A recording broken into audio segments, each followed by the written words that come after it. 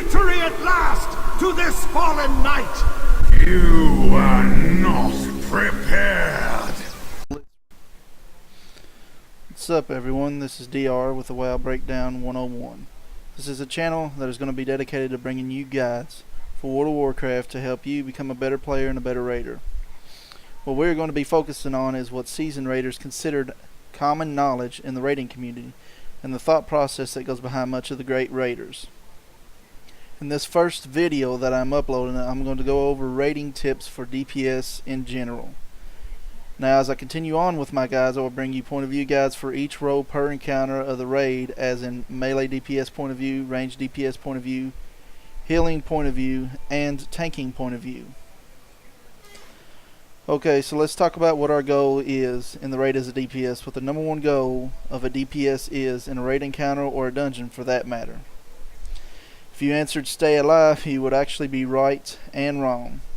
Staying alive is only important because it would prevent you from doing what is your main goal as a DPS, and that is to damage, blowing shit up, fucking wrecking the boss's world. The more damage you do, the faster the bosses push through the phases, which means the less damage the boss does, and the faster the boss dies, the more aggressive your healers can be with their mana and their heals.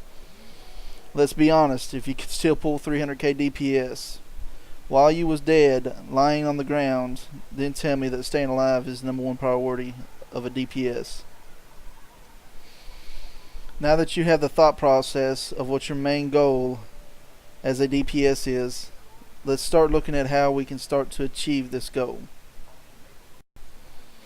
The first thing that is in order is you need to know your class and spec inside and out.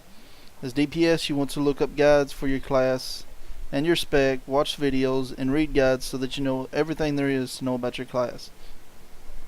Then you're going to put that in practice. Once you know what your rotation or priority system is, it's time to get some of that muscle memory going on, and the place to do that is the training dummies. So you need to be honest with yourself. If you ever stop to think what skill you should press next in your rotation, then you need to be on a training dummy.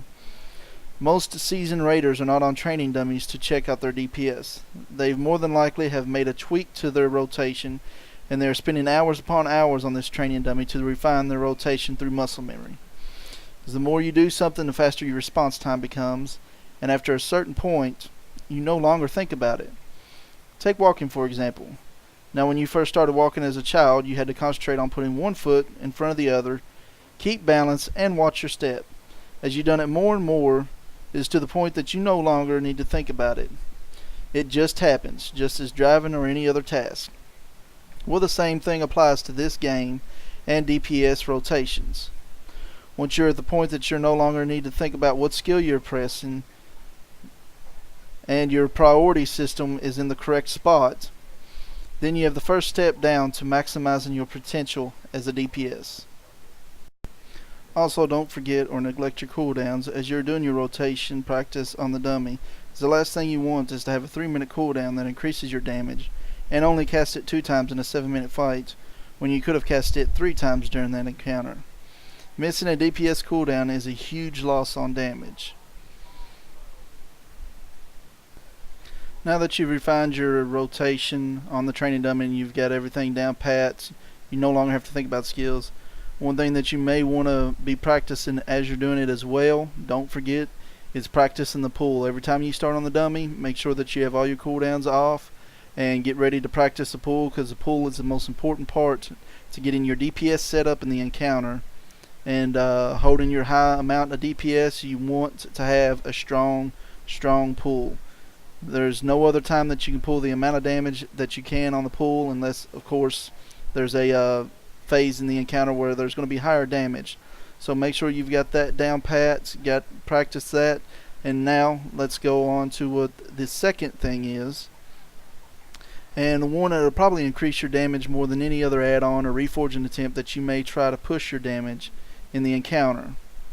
If you've ever seen another person the same class as you with the same gear as you pulling a significant amount more DPS than you, then you look at your damage done compared to theirs, and your top damage skills are in the same order, so you know your rotation is correct, leaving you stumped. Chances are is this person knows the encounter a lot better than you do. Knowing an encounter inside and out does so much for your damage and will help you increase your damage by a very noticeable amount. When you are researching a boss fight to find out how to kill this boss, you need to dig a little deeper than just to say, okay, don't stand in next shit, don't get hit by the beam of death, and kill ads. Alright, I'm good to go. And as you will see in my point of view guides that I'm going to be doing for each role and boss, you will come to see that every boss is a puzzle that can be solved. Most bosses have a set cooldown for every skill that is going to be cast, and that can be plainly seen with your boss encounter add-ons. When you are digging through finding out the encounter, start to take notice on how you can increase your DPS. Is there a phase that the boss is going to take increased damage? Is there a phase where the boss takes less damage? How and why am I going to have to move? This right here is one thing that will help your DPS out so much. The last thing you want to do is be casting a huge nuke, then all of a sudden, oh shit, I have to move, and now interrupt the cast, set up that cast again. Now you're screaming RNG because at this point you have lost in the game what is close to 1,000,000 damage on the boss. However, it is not RNG. There is a counter to this, and that is knowing the encounter like the back of your hand. If you know that X skill is going to be cast in under 1 second, then delay casting your 2 to 3 second nuke, cast it just after it has been cast, and have you a nice cast on the move skill ready for when you're moving out of the puddle, or whatever it may be that you're moving from. Also, you want to keep in mind to move as little as possible through the entire encounter. The less movement, the more DPS that you're going to have. You want to keep in mind that if something is 5 yards that's under your feet, you should only move just outside that puddle. Not only is this going to save room in the encounter and give you more room to move about, it's also going to increase your DPS. Moving just 2 seconds longer than you need to over the course of the fight adds up a lot. And it can add up to you moving 30 seconds to a minute more than what is needed and have a huge impact on your damage. Now you may be screaming, but DR, I can move all I want and continue to pull the same amount of DPS because I can pull my rotation on the move. Well, this may be true. As you may already know, a lot of caster DPS are not going to be able to do this when patch 6.0 releases. So it's good to get in a good habit of doing this now. Even as a melee DPS, it is best to move as little as possible, because the less you move, the more you can put into your damage, and the better you can prepare for the next part of the encounter. As DPS, you always want to plan ahead. Ads are coming in 15 seconds, and you have to burst down the ads over the boss. And your cooldown is off in 7 seconds. Then delay casting your cooldown for a few seconds so that you can blow the ads up faster. You might be thinking, well, in that situation, would it not be better to have the whole cooldown on the boss? And the answer to that is no. The faster you kill the ads, the faster all your DPS is back on the boss. Therefore, you get more damage on the boss as a whole. Just as driving a car, you want to look ahead to see what's coming down the road so that you have plenty of time to react. The same is true for a raid encounter. You want to look ahead in the raid encounter, look to see what the next event that you're going to have to deal with comes, and prepare for it. Now that you have these things down, you will want to start looking at your UI and add-ons that can help increase your damage. Now everyone is different in their playstyle as to how they want their UI to look, so I cannot tell you how to set up your UI. What I can do is tell you the mindset you need to have when setting up your UI. The first thing you want to do is have as little visual cluster as possible on your UI, and the reason for this is it makes it a lot easier for you to look ahead and see what skills are coming on your boss mods. It lets you notice the important ground effects that are dangerous or helpful to you in the raid, and also helps you see skills that you may need to interrupt along with trinket procs you may want to try to line up with cooldowns. Also, you will want to take a look and see what information on your UI that you don't need. For example, you don't need to see how much damage every one of your skills is doing. Disabling this will free up so much of your UI space, and it will help you from being distracted.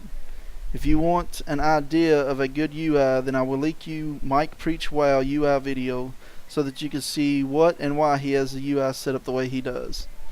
The last thing I want to touch on real fast is your defensive cooldowns. Knowing when and how to use your defensive cooldown not only helps you stay alive so that you can continue to do damage, it also increases your damage by letting you pass certain mechanics of the fight, which you will see an example of my point of view guides. Practice using them even if you can live without using them on farm bosses. That is all I have for this guide. If this guide helped you any at all, please like and share the video, and also subscribing would be very helpful. If you have any suggestions or comments to future guides, then leave them in the comments section or email me at thewowbreakdown@gmail.com.